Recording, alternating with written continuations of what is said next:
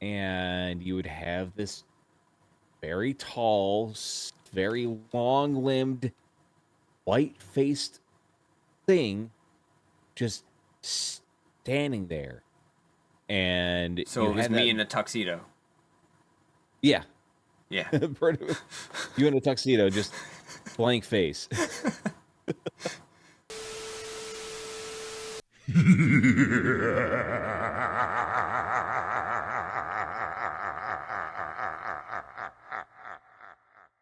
Hey guys, welcome back again to another episode of the GameState Podcast. We are happy to be joining you with our lovely host, Greasemonkeygamer, as well as myself, Made 'em Wrecked. Again, we are unfortunately down 2 members this week, and we hope to see our friends Chickeneck and Tuneablepower in a later week again. We do have some amazing topics to go over with you guys today. We are going to be bringing you some great news coming out of our history of gaming. We've got ourselves we've got Microsoft news as they are closing the Activision Blizzard deal. So we have some information that stems from that background. We've got the future of gaming, a discussion where we'll discuss the differences of our opinion on physical and digital media output. We're doing a play it or throw it away, scary games part 2. As well, we're going to do our game deals of the week and close this beautiful podcast out. So let's go ahead and start today with our This Day in Gaming. So this day of October 16th, 2023, we're going to reflect on some of the best history that we've got coming straight from 1992. Let's start from here. We had the release of Super Double Dragon on the Super Nintendo. Again, classic. You love ourselves a good, side fighter. It's carried over years and years later. Again, the art form of it has been perfected at this point, but just remembering that, like, again, Super Dragon here, as well as, like, again, like Golden Axe. These games were just, again, a great way to figure out just what combinations worked against what enemies, trying to, save your life and lives, I guess, in this case, as much as possible to get through that next boss. Yeah, terrific. With Super Double Dragon, it also, with it being the first 16-bit Double Dragon, it really had a lot more smoothness to it. Not only in the sprites, but the entire gameplay just was 100% better than the original one. So it was a good day in gaming for that. For a lot more fluidity at that point. Of the beat 'em ups. Again, Super Nintendo did a lot of favors to that style of gaming. Again, when you were on the NES and you were playing it, it was still great games, but again, like you said, just the overall fluidity of the sprites, the frame rate, and the extra ability to kind of get more attacks in the system without there taking up so much space. Good move. We'll move forward a lot of years because, unfortunately, between the time in 1992 and our early years of 2000, there wasn't a lot to talk about. So we're going to jump straight to 2001, where we had the release of Devil May Cry. That's a whole 22 years ago, releasing on the PlayStation 2. Again, birth to another amazing series, and again, kind of the same idea, just evolving on top of what, Double Dragon and them were doing, except now you've got the idea of having a 3D world, stacking on multiple weapons, and that grading system. And a little bit of platforming. Yeah, still got the platforming. Again, taking, I think, a couple of lessons from Ninja Gaiden by that point, and just perfecting what they did with it. And again, a really cool storyline that has been progressed further and further, and even before, I guess, that title would have came out. The idea of having a grading system for your fights and awarding you for them with the experience and the currency that you would get to use on the extra combos that you could unlock later on. Great ideas. Well, for Dante, we'll jump forward just a year later, and we had another amazing title that had come out. So we had Time Splitters 2. I dedicated many hours to that one. Again, Time Splitters 1, great game. I don't remember that one as well as I do Time Splitters 2, because I ended up playing it on the GameCube. But again, the idea of going through time, all of the different areas that you would go through, the different cities, the different enemies, really good first-person shooter as far as, the console versions of these games would go. Yeah. Stellar. I want to say that was one of the first first-person shooters that utilized the dual analog sticks. Yep. Before And that, you're looking at GoldenEye where you had the single analog yeah. stick and the aiming was way more basic. Thank God for that, honestly, because that really progressed first-person shooters on the consoles. Because Oh, it the did. idea of GoldenEye, like again, like for nostalgic sake, everyone says like, yeah, it's still a great shooter, but realistically, man, the controls on that were like, ugh. If it wasn't for the Yeah, fact that James Bond is one hell of a fucking storyline, it's I don't think that it would have got the same praise if it was any other title. yeah. We jump forward again a bunch of years here because just some of the games that came out between then and now just weren't ones that we would remember. But we did have Yoshi's Woolly's World release in 2015 on the Wii U, and that was That was a fun awesome game. Awesome game. My wife and I had dropped quite a few hours into that. It was a really cool aesthetic. That they Yeah, went with a different texture and everything, and they went amazing with the theming on that. It's like everything that you were doing, you were collecting balls, like actual skeins of yarn, yeah, that's right. for like some of the extra things, and then all the enemies, and like you would be throwing the balls of yarn to actually create to fill in gaps and stuff, and you could actually see where it looked like it was almost embroidered into the background. So it was a very cool aesthetic that kind of drew you into that whole feeling of the game. It was also really nice that again in the same period of time, like Yoshi had gotten his own game or her own game. I'm not sure what the species and the gender title was on these backgrounds, so we'll just let that one slip. But as far as the characters and getting their own games go, it was nice to see not only just the aesthetic, but you're spot on. And again, with that, just a further note on the aesthetic, like again, like the individual pieces of threading that would come off the yarn, like it was Oh, so nice. They put a well lot of done. attention to detail in that. But again, giving something like Yoshi his own game hadn't really been done since the Super Nintendo with the Mario's World, Yoshi's Island. Yoshi's Island. Sorry, yeah, Yoshi's There, Island again. there was one other Yoshi game that was for the 64. Was That there? was Yoshi. Yes, Yoshi's Story. Oh, you're right. I totally forgot about that title. Yeah, Good there point. was Yoshi's Story for the 64. That one was pretty good too. And that really gave you, I mean, they already had the differences and the different colored Yoshis in Super Mario World, Yeah. but they expanded upon that in Yoshi's Story. And then Yoshi's Woolly World is just kind of like the next evolution of that, to where now but it was it was just a fun way to go about it, where it's like, oh well, it's not just Yoshi. It drew in another demographic for the crafty type people. Exactly. You know, Exactly. Right. and And the amiibo yep, for them. Oh my god, that was such a cool looking amiibo on it too. it was like a collector's item, honestly. She had a ball of yarn, like a little yarn Yoshi. Yep. And kids loved it. They ate that up. They did. Mom, I gotta get me a yarn Yoshi. And they came out with all the other colors that came out and made sure that Yep. everybody got the one that they wanted to have. Again, a great idea coming from Nintendo. Got to appreciate that. We'll move on to our last day of history for today, anyway. We've got Rocksmith releasing on Windows in 2012. For those that wanted to kind of move away from Guitar Hero but weren't quite ready to just take on full fledged, slamming a guitar and living your rockstar dreams, they gave you Rocksmith, which was great for those that still wanted to play a game but really wanted to learn. And Rocksmith itself has turned into, like, again, for some streamers, like that's their bread and butter. For some people that are still learning guitar, it's just an easier way for them to learn.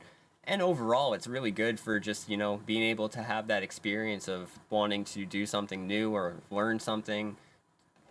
And again, you can take that experience out into the street and produce yourself, your own sense of achievement from it all. You can learn to play for people, you can learn to play for yourself, or you can just take up a new hobby.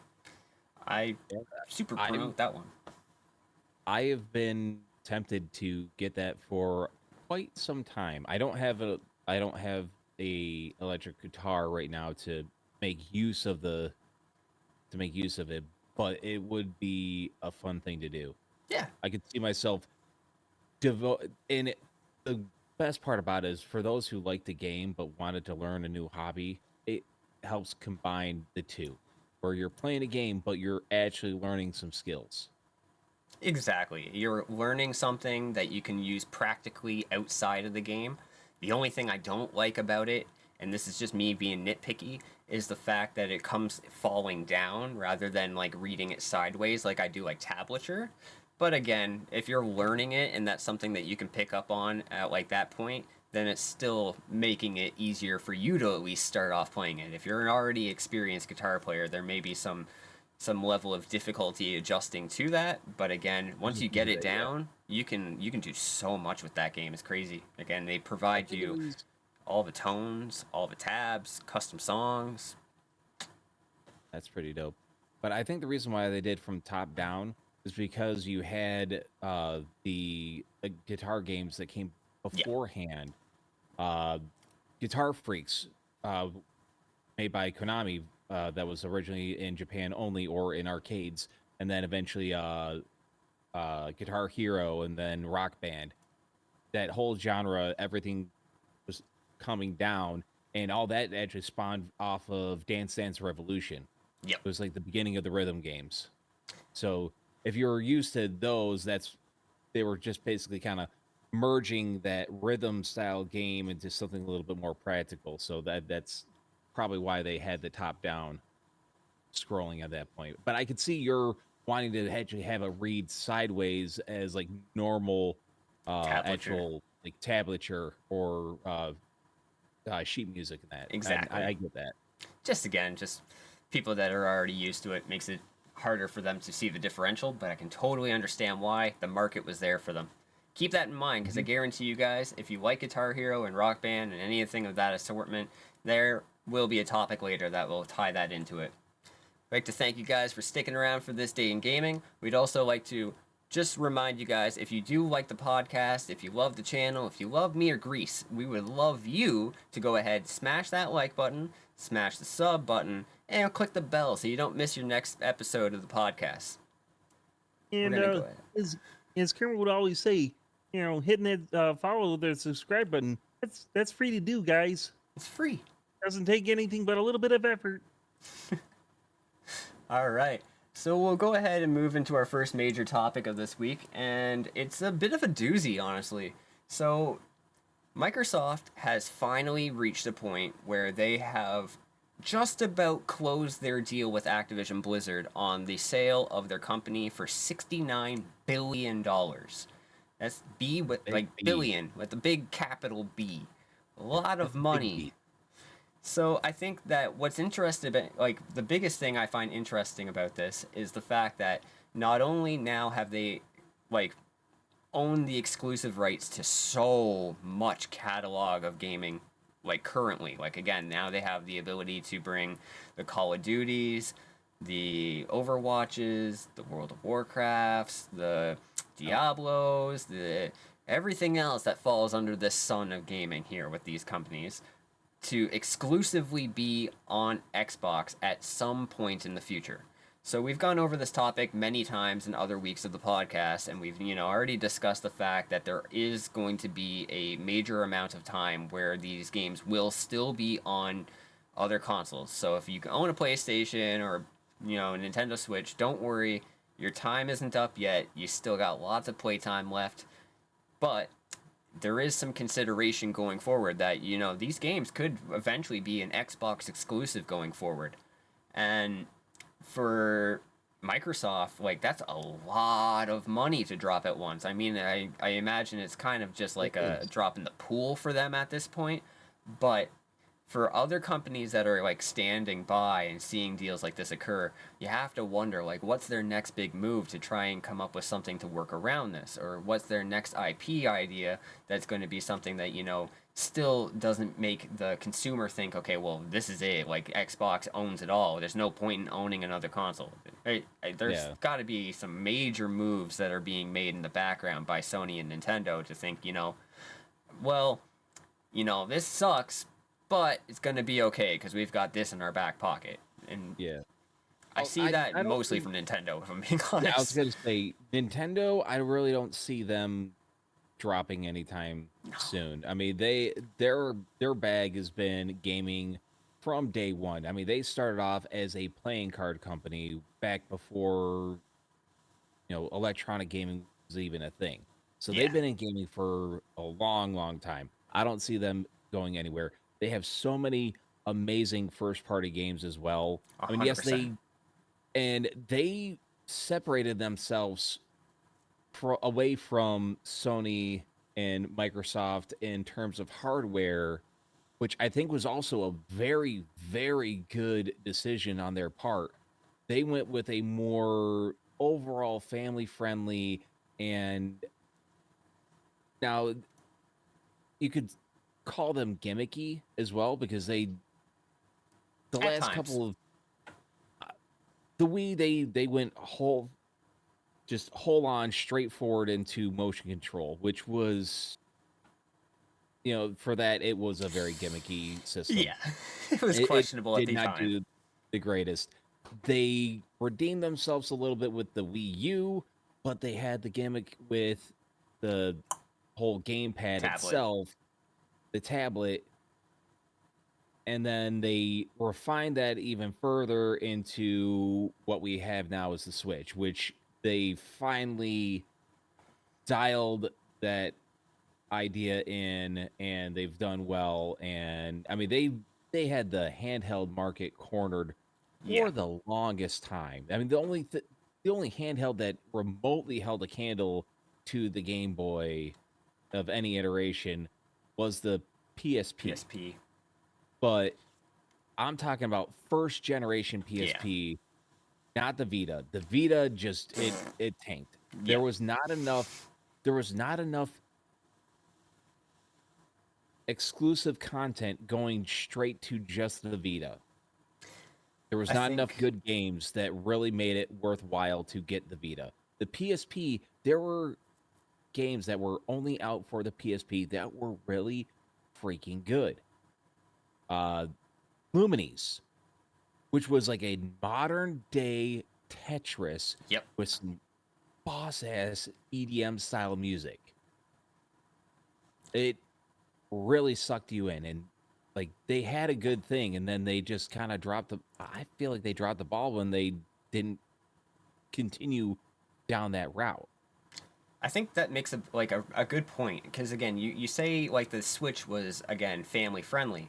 I actually see the Switch not even just being family friendly. It was really a point that it brought it as consumer friendly, bringing it in at the easier price point for parents to buy it for the True. children, and then it was also an option where you didn't necessarily have to have it at home all the time. And I feel like that's the biggest point of struggle with Microsoft going forward, is that while they do have like a massive market of IPs that they can now, appropriate different, plans of action toward game titles and make success off that once this, deal finalizes and the time lapse is over for the exclusive like background.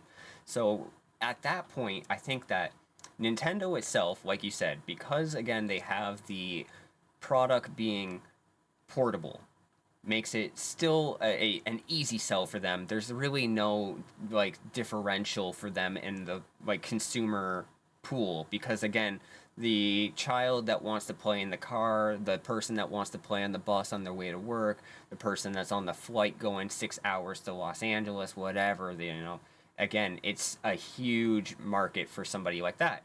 And then with the PlayStation, again, like they tried to hit that market, and with the PlayStation Portable, like you said, great system. And I own one, and I was very happy with it for the shelf life that I had it for. It acted more than just a gaming device. It was also like an MP3 player. It also had internet connectivity. It did things that the Nintendo products didn't do at that time. But it was, I think, the lack of product overall in the gaming background, which is kind of the same issue that they still face today.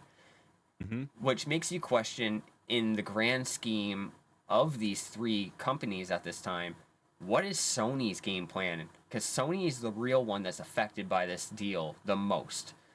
Yep. Sony and any other gaming company have always had this issue where there's some level of butting heads. With Xbox, it's always who's got the best hardware. With Nintendo, again, it's who's got the best portable system.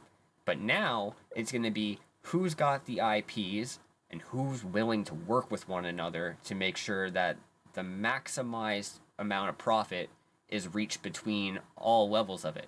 Games such as, again, Fortnite and Apex and Call of Duty have this option of being free to play on all the consoles and being able to play with one another. But if, in a situation like this where Call of Duty becomes an Xbox exclusive one day, well, that might not be the case. So, it's hard to say for some of these, situations, how is Sony going to end up coming back from it? The only thing, and I've said this again, like I said in other weeks, is that you're really going to have to buckle down. You've got, again, 10 years of, Call of Duty left on your system. If this is going to be a problem for you, you're really going to need to start thinking about developing an option that is going to be able to combat Call of Duty as the head of first-person shooting. You will have to either remarket Medal of Honor or, Black or something of this nature that comes back and says, okay, well, we've got this game, we're good to go, there's options. But right now, Xbox has got a crazy lead over them going forward.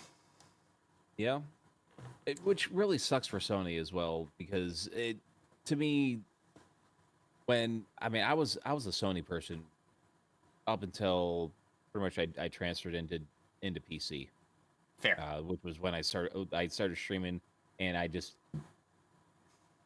like, when the PlayStation 5 came out, for one, you could hardly get a hold of a PlayStation 5. Yeah. You could not get one for the first couple of years. Even then, I held off because there's only like one game at the time that was a PlayStation exclusive that I actually wanted to play, and I could not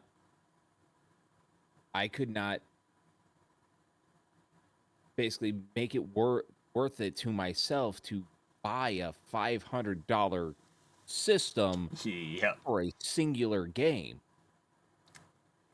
Which now Sony has allowed that one game that I was like, oh, I want to. It's like I want to play this game, but it's PlayStation only, which was Ratchet and Clank Rift Apart. Yeah, now it's on Steam, and as soon as it came out on Steam, I went and I got it and I played it and I loved it. But there's not many IPs that are Sony exclusive now to make anything worth it. At this point, Sony would, and I've been saying this for a while, Sony to get itself into a position to compete with Microsoft, they will have to find a way to make a PC launcher for the PlayStation Network. Yep. That was going to be my next major point, actually. They need that to make themselves relevant with Microsoft, because Microsoft has the Game Pass it has the game launcher Ultimate app yeah on the PC. So it's like, okay, well, I want to play this game, and it's like, oh, it's Xbox exclusive. I have the Xbox launcher on my PC. I could play it. Yep. So you don't have to go and buy their physical hardware if you already have a PC. It would bring a lot of life to the PlayStation model as well, because again, like, not only the fact was it very difficult for people to get a PlayStation 5 when they first released, but a lot of people that have been, entering the gaming space since COVID has, started have ended up building PCs because of the fact that the shelf life on it can persist, the same time frame as a console. With a console, there's so many mid-generation upgrades. There's so much that ends up happening with regards to like the options that are actually available in that title versus on a PC. You have so many mod availabilities that kind of bring more life to a game that you're already playing. For instance, like again, if you're a person that plays Skyrim or Starfield or Grand Theft Auto or like this goes on, but having the option of people being able to modify the game and turn it into something larger and have more assets available is a huge plus to the PC model, and that ends up extending to the Xbox because again, a lot of these games that are being modified are based off of the Xbox launch. They are sure exclusive to that background of it being Microsoft, but if you own a Windows PC, like again, like you said, the Game Pass just allows you to have all of that access and then more. With PlayStation, if they're willing to finally open up their market a little bit and, not just do timed exclusives that eventually reach PC, but launch an entire market that ends up being situated between the PlayStation as well as the PC, it would do them a huge favor because, again, the PlayStation subscription model doesn't really offer that much in its current standing. Like, yes, you get a couple of free games a month and you can play them online, but with the Xbox Game Pass, like, you have a massive catalog of options that you will always have available. They're bringing in something new. You're getting day one releases, and then you're getting all of the extras that come along with that as well. With the PlayStation, again, you get a couple games, but you're not getting too much more, unless you were maybe one of the early adopters of the PS5 and you got a bunch of those games for free. But that didn't even end up lasting. But the Xbox, it's been ongoing for the last number of years. I do expect that as one of our closing points to this as well. If you guys currently have an Xbox or are playing Xbox Live Game Pass Ultimate on PC, I would suggest you extend your subscription pretty soon, because I would expect with the closing of this deal, the overall value of Xbox is going to be brought higher, and they will likely be raising the subscription price again. Yeah, I could see that happening. So if you can afford to get a couple of extra months or a couple extra years, I would maybe put the money ahead now, just because I would expect it to jump probably between $7 to $13-ish per month once this is all finalized and said and done. But on the plus side of that, the reason why they'll be raising it that much more is because there will be so much more they can add to that catalog based off of these games that are brought by Activision. And in Activision history, that would include things like THQ and many other games that have also fallen under earlier what we said.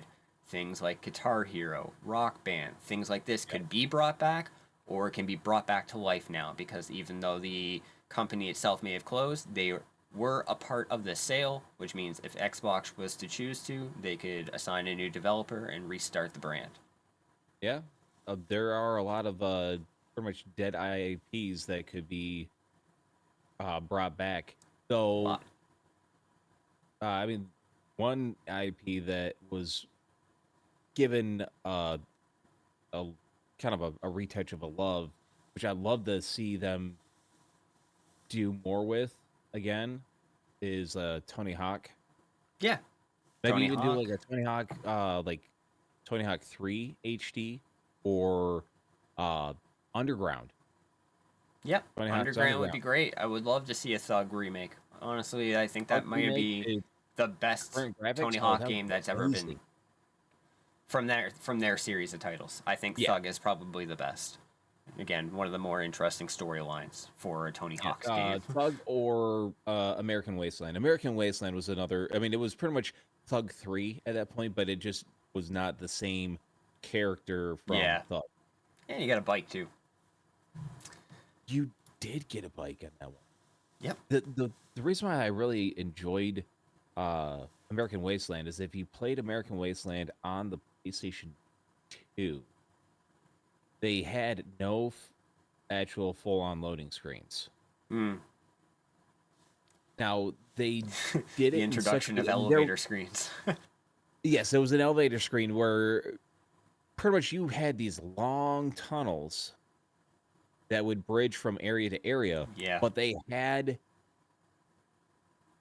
like they had rails and other stuff that you could continue Grind in the your meantime. tricks and combo while the next area was loading, and then just continue your stuff into the next area as well.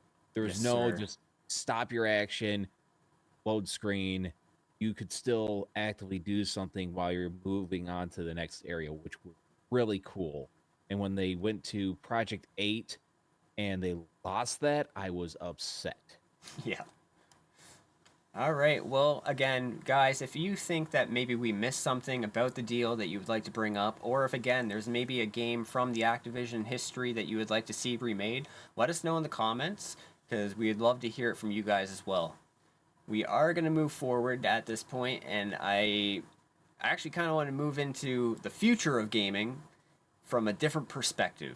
So we've been talking about, Microsoft and what they expect to do in the future and what we expect these companies to do. But I think another idea as a whole with the entire gaming history is a discussion that with systems and games as a whole at this point, we've seen a very large move from buying physical copies of games and moving into digital copies of games more from, the online stores, and the presence of how this is going to affect how we decide to buy the media in the future. Because we've seen a lot of, consoles in the last number of years, whether it be the PS4 or the PS5 or the Xbox Series X versus the Series S, where they've always offered a now all digital option without the necessary CD drive.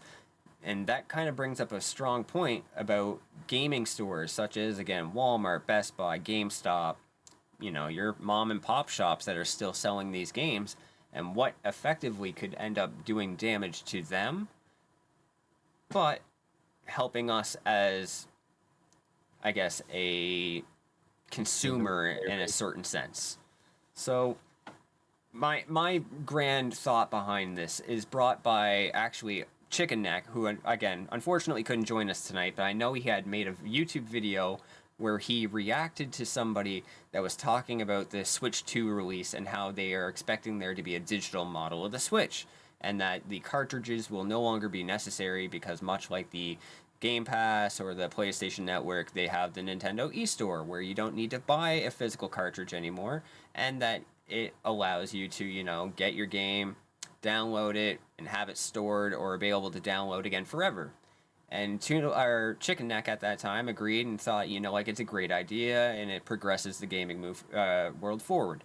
I actually have a counter argument against that thought process, because I think that with the physical media, it actually has its own ecosystem outside of the fact that we just have cartridges. And again, the main complaint I see about this is that, you have a cartridge and if you lose it, then you can't find it again. Or if you have a CD copy of your game and you have, again, a loved one or a child or a dog that, beats it up, and then you got to either get it repaired or you have to buy another copy. While this is 100% true, and it does show some of the downfall of having to use physical media, the ecosystem that's been built around trading in games, getting a currency back that you can use towards another purchase, or, in my case, as somebody that's been either tunable, like a collector, or somebody that ends up trading their game to somebody else for another game, it brings up a question of, if you can't trade your digital copy and you're bound to that game and you purchase it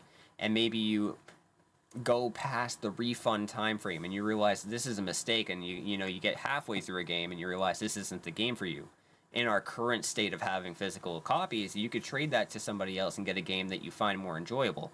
I think that in itself is going to be more of a downfall as we move into an all digital media future, and it is likely the direction we are going to be going in, whether we like it or not.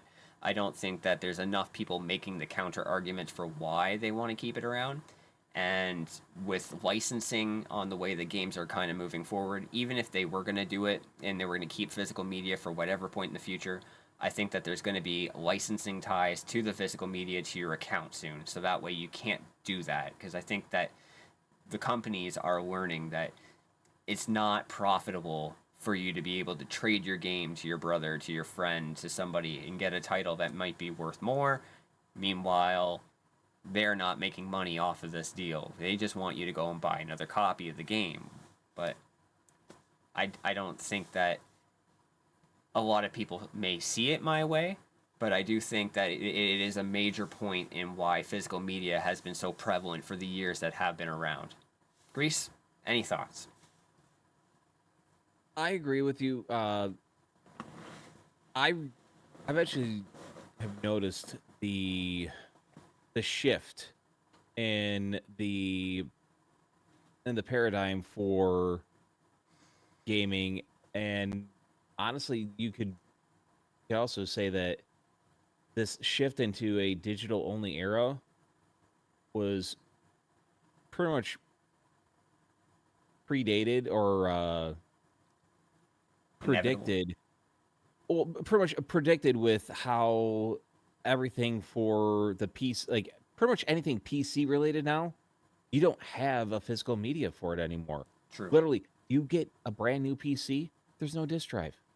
The only way you can have a disk drive is if you have an external USB disk drive. Any new one, they don't come with a DVD drive or a Blu-ray drive anymore. There's the only physical media that you literally have at this point is a USB drive.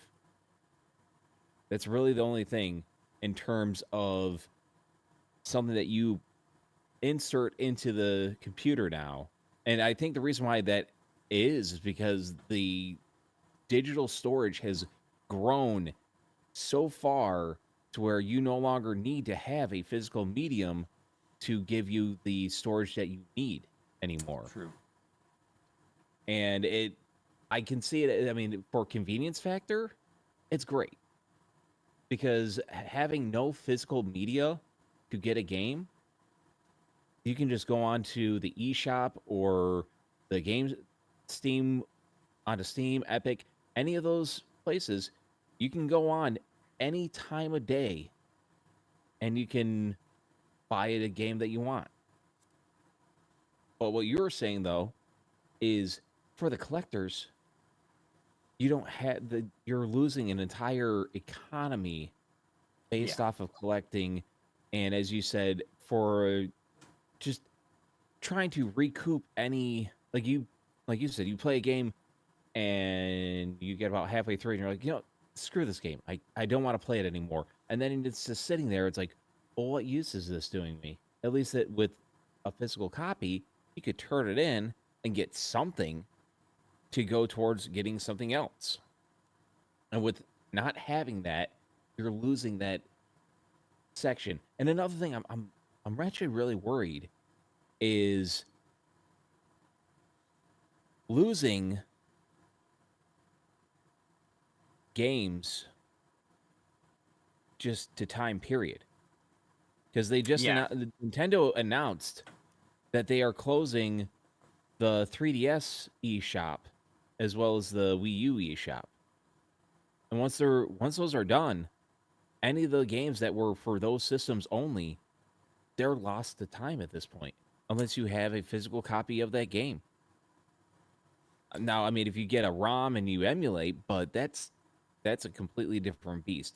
If you want a legitimate copy and everything, once they close that store, that online store, you're done.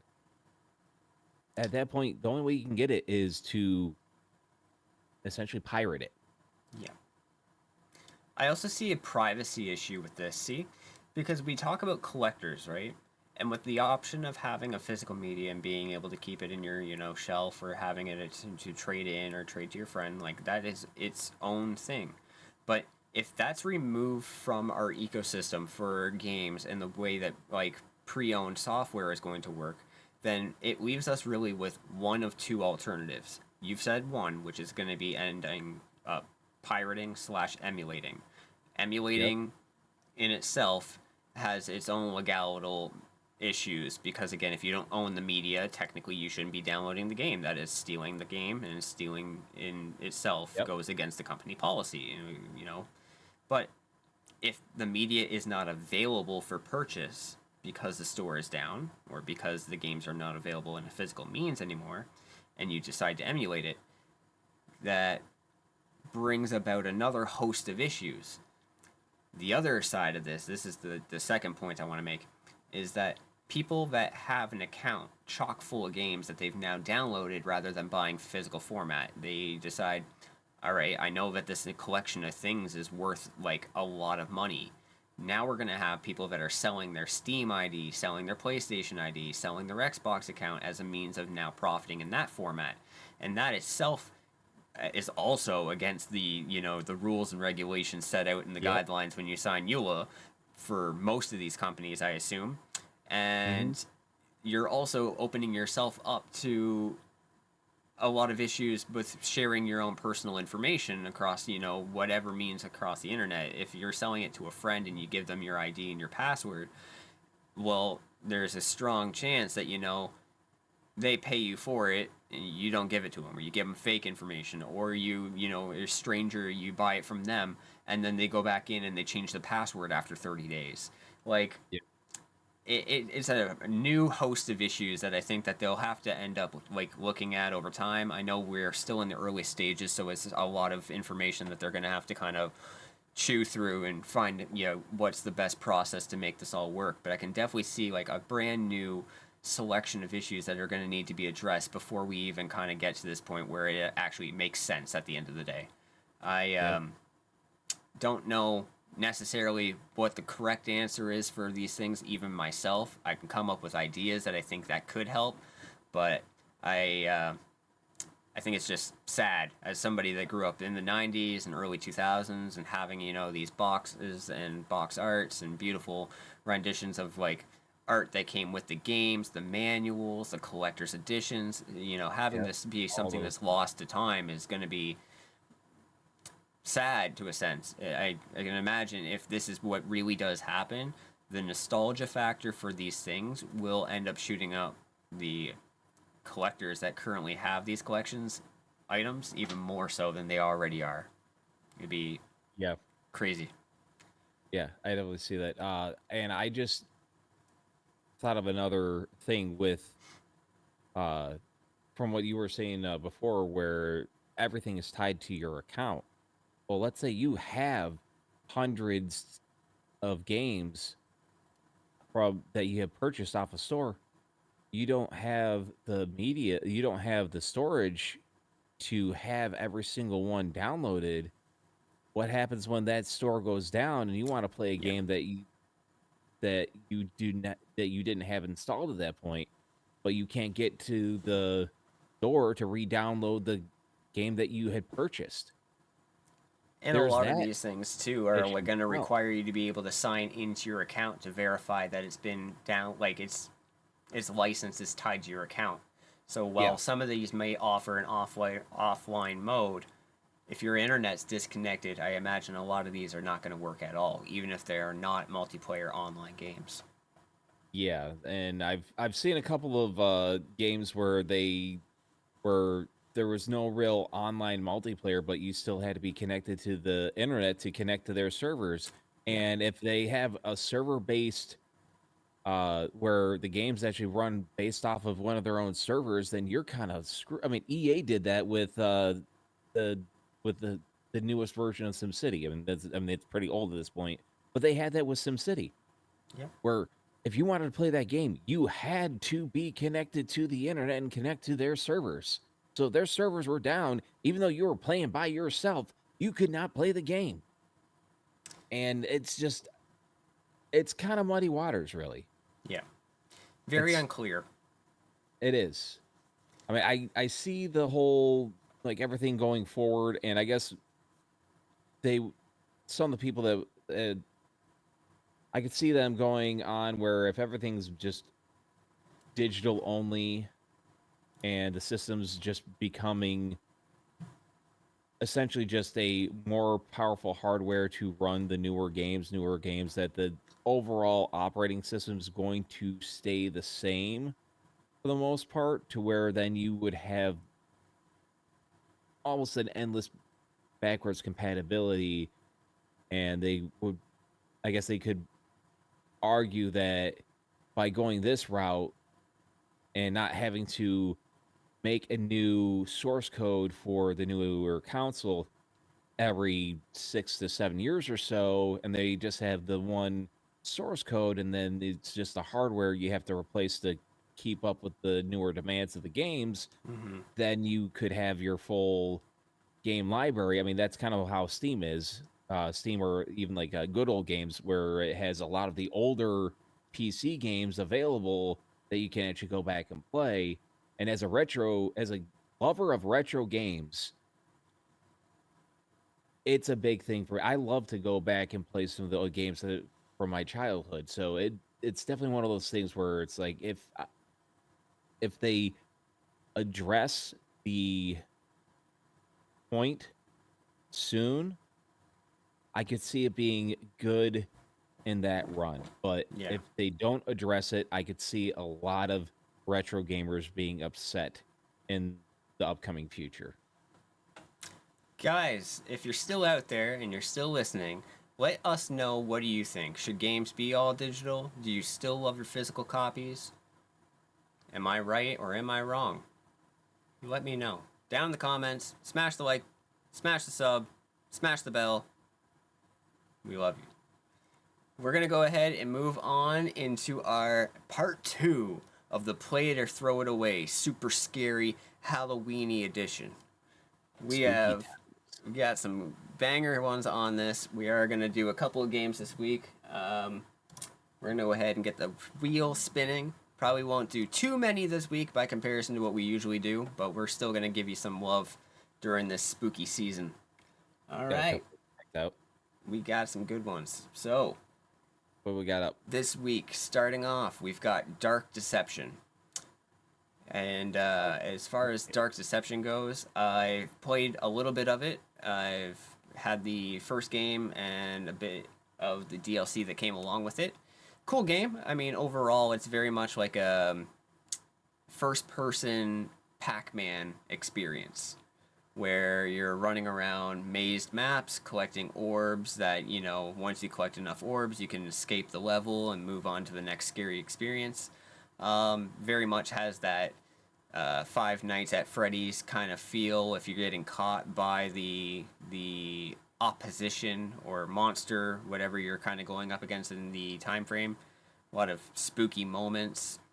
I think that as far as the game goes, I mean, it's really aesthetically pleasing. It's got that dark, dreary environments that are there that kind of fit the aspect of what kind of villain you're going against. So if you're going against like a vampire or bloodsucker type of thing, you're usually running through like crypts with gated fences, and you've got like overgrown grass, and you're troshing through it. It got really good audio.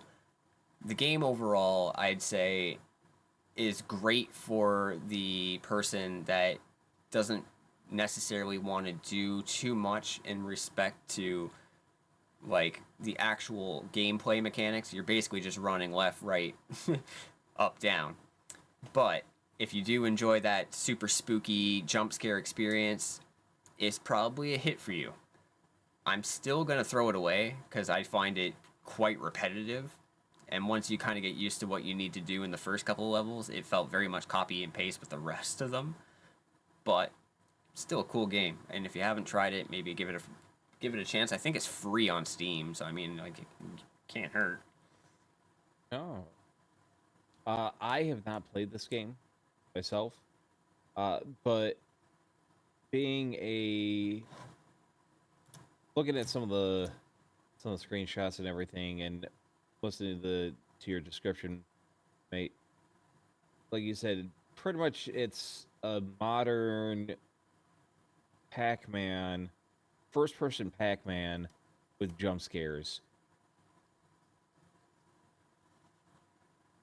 And I will give the I'll give them a nod to bringing, kind of revitalizing an older game type. But even then, there wasn't a whole lot to it, so it doesn't really pull you in that much. Yeah. And yes, I mean, it's an arcade game, so you go in, you play, you have Yeah. fun, see how far you can go. But for me, I'm gonna throw it away. It's essentially the same thing as playing Pac-Man, just you're in a first person and you get scared. And I mean, if you like to get, if you like those jump scares, if you like the kind of gory visuals and the creepy vibes, then sure, go ahead and play it. For me, it's not my cup of tea, so I'm not gonna be doing it. Fair enough. Again, if you're like a streamer or if you're somebody that just really likes Halloween, it may be your game. Especially if it's like a thing where you only want to play it once or twice, then it probably is worth a play. But if you're playing it on a regular basis, I can see it getting tiring real quick. All right, we'll move into our second game of this week. We've got Slender, the 8 pages. That's a throwback at this point. I mean, like, It is a throwback. been what I think close on to like almost 8 or 9, maybe even 10 years since that's been released. It's been a while. 8 pages. I want to say that's been close to I'd say 11 to 12 years Yeah, at man. this point. I Because remember this was the very first Slender game. To where it was free to download. Yep. It was on like just itch.io. Yeah. Yeah, man, that was a spooky game too, man. Like again, the idea of running through dark areas and collecting things is kind of where it all started kickstarting off that. Yeah. You're wandering the woods. You're wandering the woods looking for 8 pages. And you would have this very tall, very long-limbed, white-faced thing just standing there. And So you it was had me that- in a tuxedo. Yeah. Yeah. You in a tuxedo, just blank face. Oh, sorry, just a suit, not even a tuxedo. Yeah, it was just a regular suit. tie. But that Yeah. game sparked the whole folklore of Slender Man. Or no, I think there was a Like a YouTube creepypasta type of thing. yeah, where somebody had doctored, like photoshopped some videos of somebody, and they took that inspiration to make the game Slender, the 8 pages, as an introduction into the wander dark, scary places and the random jump scares. I mean, they really got you on the jump scare. Like they dialed that in. Yeah. Again, the fact that like you would turn around and you'd see them, and you'd be like, Oh, yeah. nope, nope, nope, nope, nope, and you just start running as fast as you can. And that shit wasn't saving you. Once your No. screen started shaking, once you started hearing those really high pitched noises, like you're done, champ. You should have got them pages a lot quicker. You should have made a left turn, not a right turn. Yeah. Now you're too late. And they definitely had from what I remember, it was a time-based thing. So if you spent too much time, Slender would just basically take you out anyways. Yeah. But the more pages that you got, it got progressively harder as well. Because he would be around every corner. They ramped up the difficulty, which I thought was a cool design to it, where it eased you in, but it ramped up the difficulty to give you more gameplay. So it's like, oh well, I got like 2 or 3 pages, no problem. Then all of a sudden you're like, oh crap. Yeah. And it wasn't, I mean, you had 8 pages, but there was a couple of different areas where the pages could show up each time you played. So it was like kind of at the beginning of it was almost like a roguelite at that point as well. You always had to be looking for the red and blue pickup truck. And hope to God there was no pages in the bathrooms, because that was a choke point. Yeah. Or if it you was were going either to your get one, first point. Yeah. yeah, you go there first. That was like pretty much your first. You go there, so you have other options to run. Because if you went to that late game, you're pretty much done. Yeah, there was no getting away from it because it was a one-way hallway, and if you turned around, he was there. Well, oops. I would still play it. I mean, it's just kind of one of those things where I'm not a huge horror gamer, but this game, for whatever reason, it hit the right buttons where it was fun. I would play it again. I find that with Slender, it's one of those games where, like, yes, once you play it once, you've very well understood the experience and what you're going to get from it each and every time. But being somebody that you, like, in my circumstance, when I first played it, it was very much a social thing because, like, again, you would bring your friend over and be like, all right, you got to sit down and try this. I'm going to turn off all the lights and close the blinds and, like, put on this big old pair of headphones. I want to just watch you do it. And you'd be, like, sitting behind him, like, oh, he's going to get scared. I'm going to get to watch him get, scared. And again, that was just a whole, like, other aspect of what really made this game shine. And I still feel like that experience could easily be done again today. Like, again, the game didn't have to be beautiful, and it didn't certainly have to have much in the way of, like, a story or anything. Again, it was a short experience, but it had its moment, and you could get your friend on TikTok and make them famous by the way that they pissed their pants in the moment. It was beautiful. It was all right. We'll move into our third. This one hits home a little bit because, again, like, I do have some love for the franchise, but we're going with the original Five Nights at Freddy's. Have you played any of the series? Personally, I have not played any of the series. I've seen some of the original. The theming is kind of cool, and I know that we touched upon some of the talking of the theming and everything last week when we were talking about Poppy's Playtime. Yep. And that if you paid attention to a lot of the lore, it gets really, really dark. So dark. From what I remember of the original game, you're literally at a control panel, and you have to make it through 7 nights. Yeah. Oh, 7 nights. 5 nights technically. Yeah. Yeah, 5 nights, and you have to make it through 5 nights before and pretty much stop the animatronics from essentially ripping you out of the security office and murdering you. I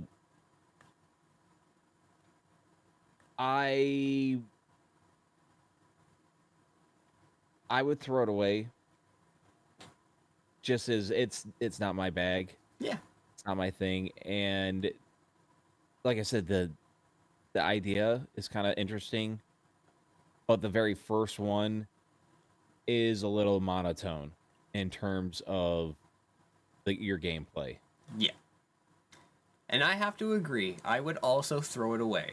As much as I love Five Nights at Freddy's as far as lore standpoint and the overall arching direction that they've gone in later games, the first game itself, as far as gameplay goes, it's like really not that spectacle. Again, you click a door button, you click a light button, you press a couple of fucking buttons here or there, and you get like a fan turn on, and whatever. Check the cameras here and there. But overall, like, the thing that really made this game shine was not it. It was what came out from it and after it that really made it, have a sparkle. The idea of the animatronics coming to life and finding out later on that the reason that they come to life is because again, like, Five Nights at Freddy's is based around this pizzeria whose mascot is Freddy Fazbear, and Freddy is, again, like a bear animatronic. They're built up of, like a skeletal means, and you learn about the history of why this company has had so many issues. And again, the owner, William Afton, we won't go too deep into the lore here because it gets messy real quick, but he is a psychopathic killer, essentially. He goes on a killing spree where he murders children and then uses the animatronics as a means to kind of like harvesting their souls. They use a medium that kind of sucks their souls into the bodies of the mascots, and because the children are now these murder subjects that are in the animatronics, they're angry, they're resentful, they haven't passed on, they can't pass on, and so they kind of take out their anger on the security guard, which you later find out is a relative of said killer. So this turns into like a whole ass thing much later on. If you're interested in any of what I just said, I would go to Game Theory on YouTube, watch their lore videos about it. It's much more easy to digest than trying to play the games and figuring it out. But amazing lore, iffy game. I'd throw it away and totally check out the lore because it's crazy. And we got a couple more here. Again, we've got a couple bangers that are actually still left on here that I kind of can't wait to take a look at. We're going to go ahead and start with another kind of indie-ish game, but super fun. We got Prop Night. This is your baby. Right. You go ahead and start. So with Prop Night, I have a feeling, well, the thing with Prop Night is it pretty much takes two games and kind of meshes them together. It takes Gary's mod, Prop Hunt, and Dead by Daylight and meshes them together. It's an interesting, honestly, I would play Prop Night over Dead by Daylight. Purely on the fact that you have other ways of getting past the killer at this point, because you can turn yourself into an object. Yeah. And that gives you so much more viability for entertainment purposes. Like, I could see having fun with that. Yes, I mean, it's still the monotonous, you gotta get the generators to escape and everything, but there is it's more than just, oh, we gotta knock down a pallet. I don't even think they have pallets in that game. You literally, to escape, you have to turn into a different prop, like a lamppost or like a garden gnome, yeah, something. And some of the more ridiculous things that you can turn into is pretty cool. So it gives you that freedom, and it's still in third person view, but being able to do the prop, changing into a prop itself, that really elevates the game to me. Like, you have the main thing is still kind of monotonous, but the freedom gives it a little extra boost. I would play this game surely on just being able to have fun with the props. Yeah. Like, the props is what really brings it. If they didn't have the props, it'd be another one right in the trash. Because otherwise it would just be a Dead by Daylight clone. I am going to throw this one away. But I'm not going to not show it the love that it deserves. Again, it's a super fun title. You get to, have a lot of really fun, like, interactive moments between other props, because again, you might be hiding beside somebody you didn't even know they were there, and then they like move around a little bit and you're like, what the fuck was that? And then you realize that you're sitting next to another prop, and you like both get like trapped by like said killer or like hunter, so you like scurry off and you're just like, oh my god, was that a lamppost that just ran away? Like, if you're the hunter, like, again, trash cans kind of like jumping and moving away. Really fun. But the reason I throw it away is because as much as this is fun, there have been other titles that have introduced prop hunt as a means of their game, and they've also had like again, the same idea, but with a bit more precedence behind it. So again, this one's taking the terms of like Dead by Daylight, but again, Call of Duty has done it as well. There's also been Ghost Hunt. That's the more recent title that came out, where it kind of takes the idea of prop hunt and ghost hunting, like Phasmophobia. Phasmophobia. So it takes like aspects of that and Call of Duty and combine it all together into one really nice, neat package title. So if I was gonna play Prop Hunt, or if I was gonna maybe play Ghost Hunt, I would probably play Ghost Hunt. And again, same thing can be said about like Call of Duty. Like again, you get all your gun options and you're chasing around to like the prop and, you know, trying to shoot it, but your aim is crap, and they still got like smoke grenades and they can like blast off or decoy you, and like leaving the decoys behind and stuff. Just great ways of making like advancements on Prop Hunt. So I would throw it away, but it's certainly, again, a great stepping stone to other titles that ended up taking ideas off of it as well. Fantastic game. Yeah. All right, we got down to 2. This one is a doozy. Amnesia. Ooh, Amnesia. Now, this game, very creepy. Like, super creepy. Yeah. The monster, it's like, wow. Wow. Now, I know this game had a lot of following, and there were a lot of modders. They did a lot with this game as well.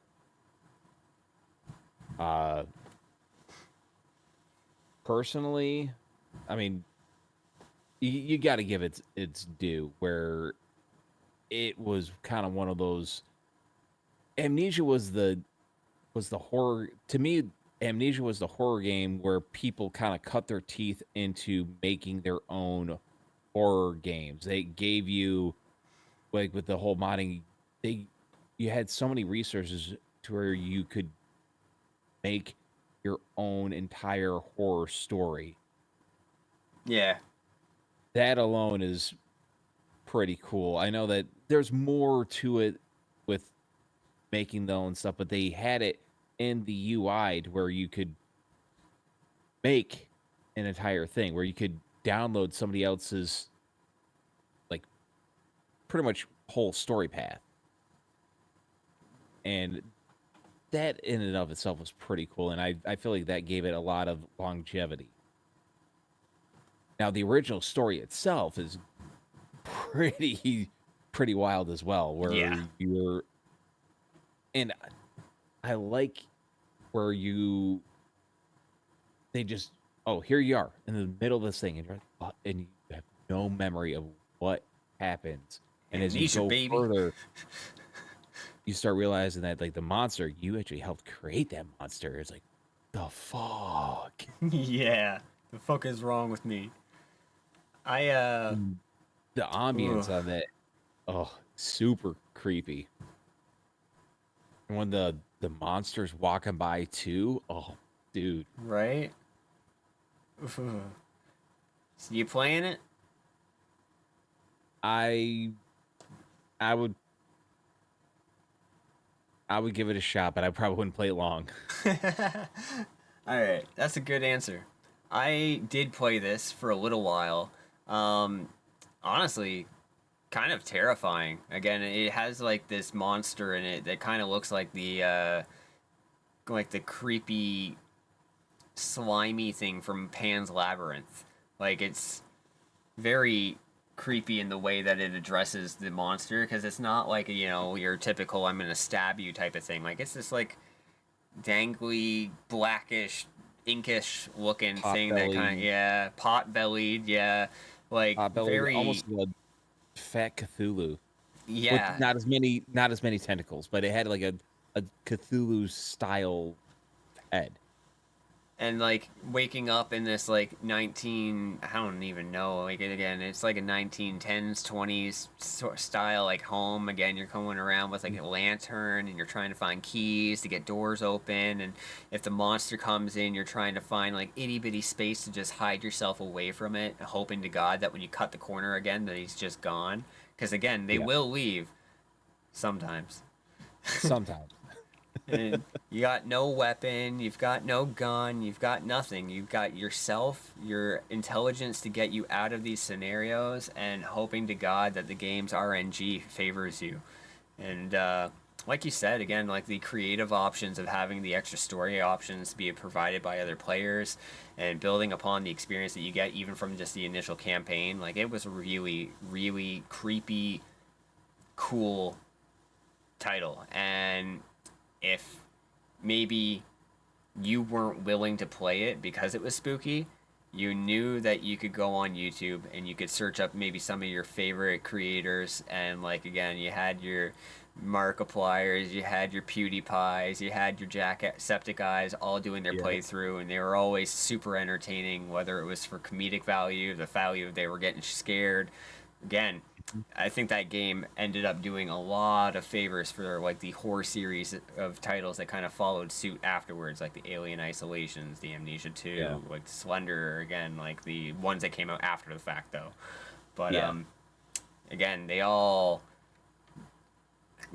kind of developed off of each other, but Amnesia was one of the first ones that really just kind of set the precedent for what you should be doing with that title. And we've got one more, and quite possibly one of the best horror games that have actually ever come out. So we've got Resident Evil 7 Biohazard, and if I may, I'm going to start this one off. I have absolutely loved like the first person transition into the Resident Evil titles. Again, it started primarily with this one, and they've also brought like the VR renditions to it and the other titles that have come out afterwards. I found that because, again, it wasn't the third person style, even like, again, not the isometric style, and that like that's one of my favorite points of Resident Evil is having the fixed camera angles, but being able to go into first person and seeing like your arm get chopped off and being like, holy shit, that is graphic. Or like when you're sitting at the table and they're like, the family, the Baker family is like, you gotta eat that, you know, they're like, oh my god, the decapitation, the level of disgusting growth that's on these tables. Again, like when you see it in third person, like it's just sitting there, but when you're in first person, you can like move in and see the tiny intricate details of this disgusting ass table. Like, it brought it to a level that Resident Evil truly deserved. Again, just fantastic title. The storyline in itself, trying to run away from this family, trying to search for your daughter, your missing, or not your daughter, your missing girlfriend at the time.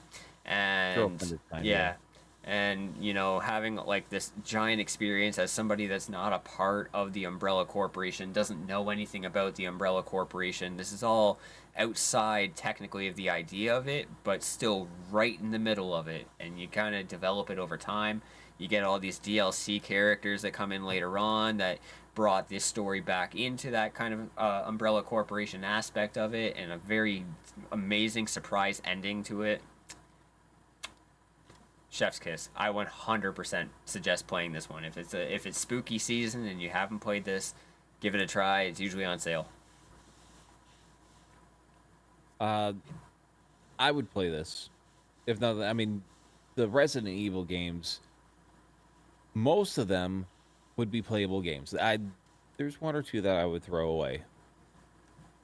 But I like how this one they decided to take it in a different direction.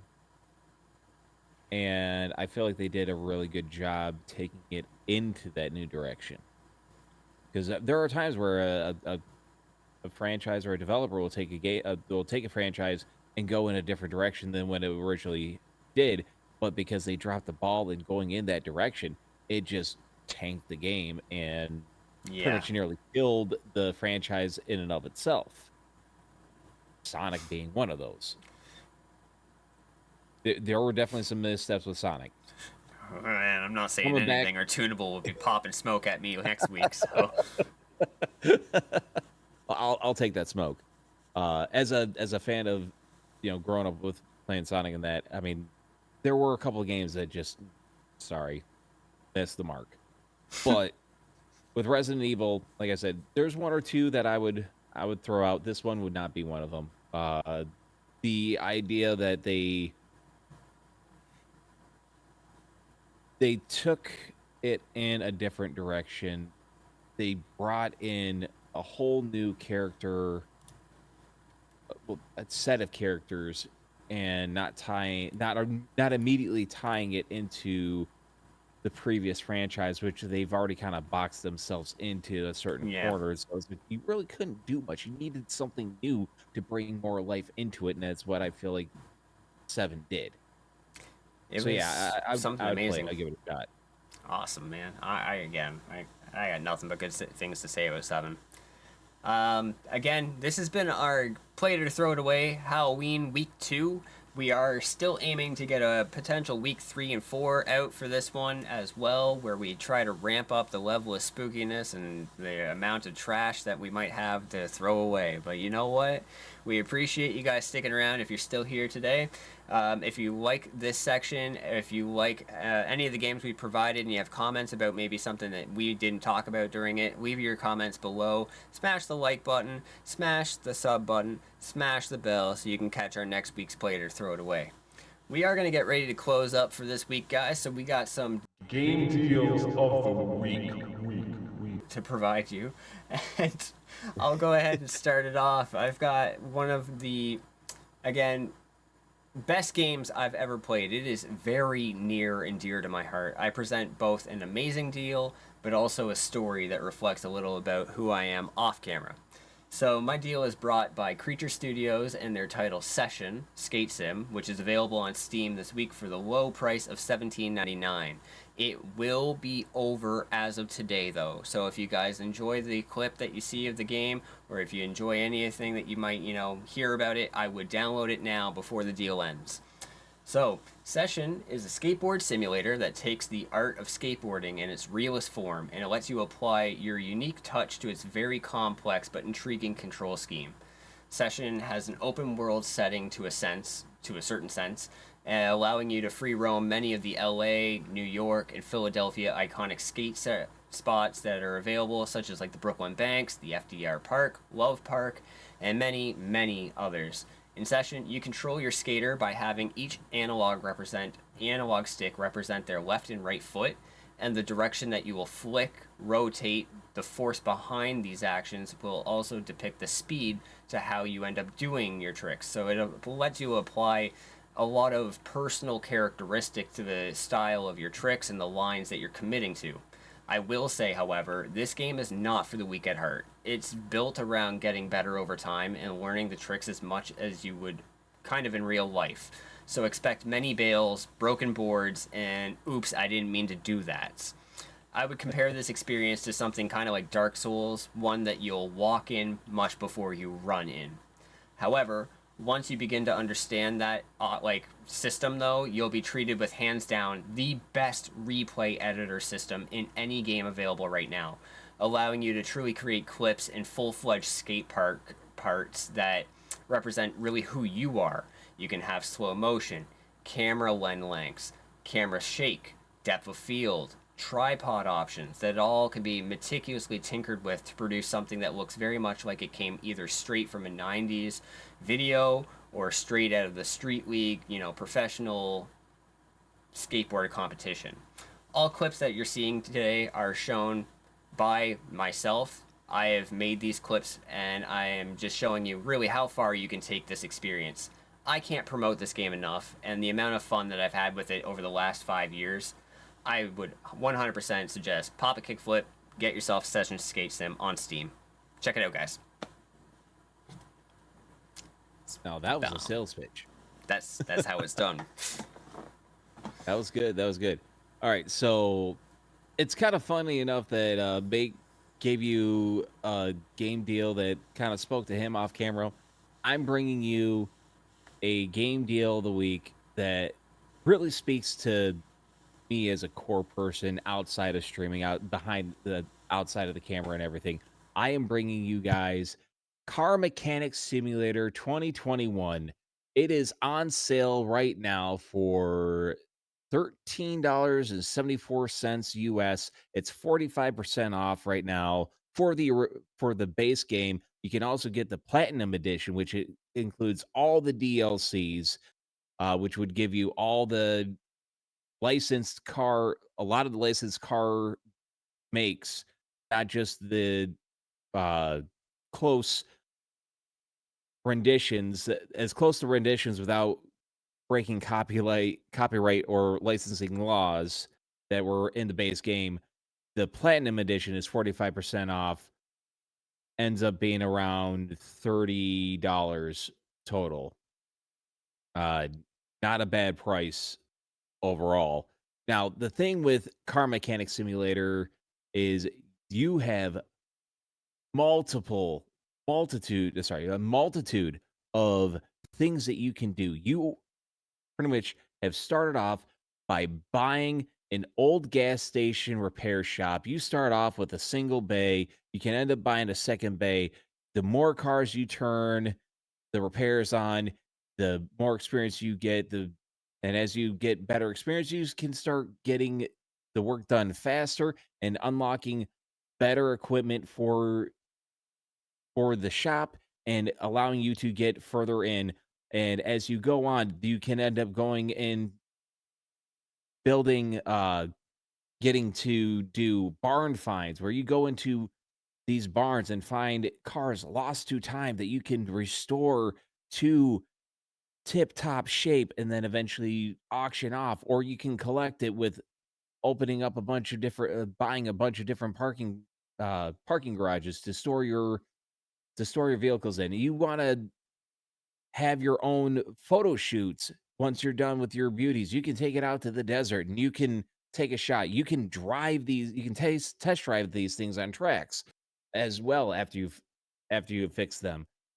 They have it to where you are pulling pieces of the vehicles off doors, windshields, the engine.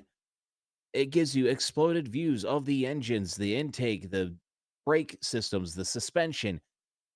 It gives you a great crash course into what is actually involved in a vehicle and things that go into fixing your car. It's not going to give you everything, but it will give you a very good base knowledge to where you could walk into a shop and have a bit of a idea of when the mechanic tells you, hey, your alternator's bad, you're going to have to replace this, or your brakes are down to 10%, or your tie rod or your ball joint is worn out, you are going to replace it. You might, from playing this game, you'll have a visual representation where you can actually understand a little bit more. And then with the DLC packs and having actual real life cars pulled in, you'll see a lot more of the internals of those vehicles. It's not going to be super 100% realistic, but it will allow you to see further into those vehicles without having to tear your own favorite vehicle apart yourself. So if you want to try your hands at getting dirty virtually and figuring out how to repair a vehicle, pick this game up and give it a shot. Damn, man. And you know what?